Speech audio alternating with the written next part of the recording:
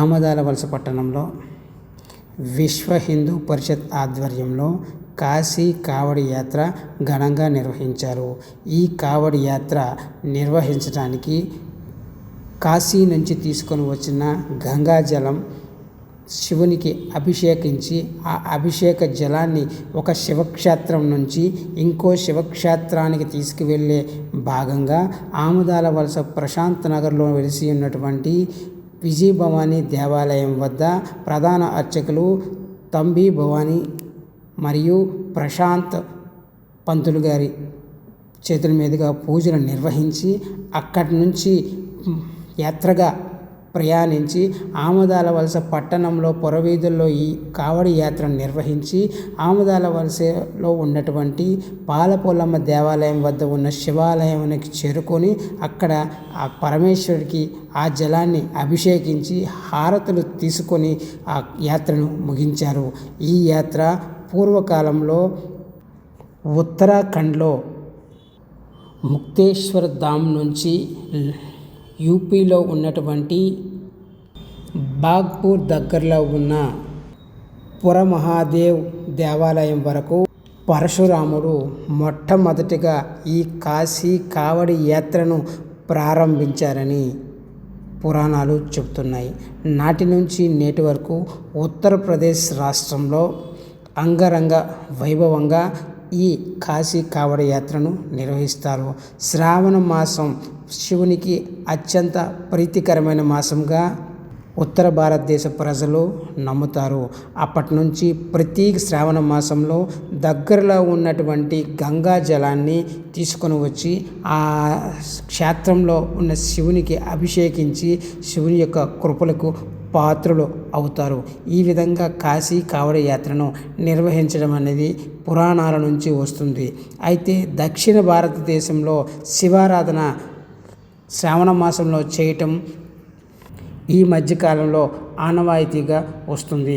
గత 7 ఏళ్లుగా విశ్వ హిందూ పరిషత్ ఆధ్వర్యంలో ఆమదాల వలస పట్టణంలో ఈ కాశీ కావడి యాత్రను నిర్వహిస్తున్నారు. అందులో భాగంగానే ఈరోజు కాశీ కావడి యాత్రను నిర్వహించారు.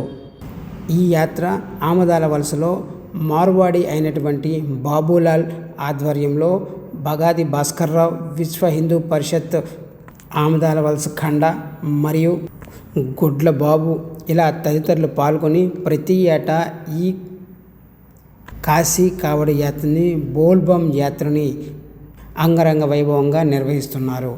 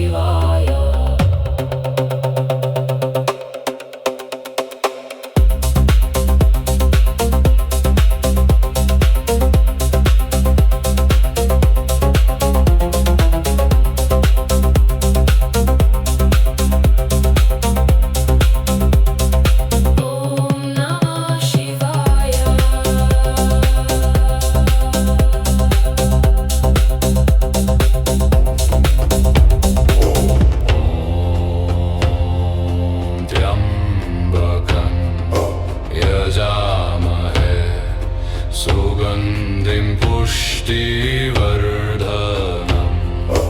उर्वारुकमिव बन्धनान् मृत्योर्मुक्षीयमामृतम्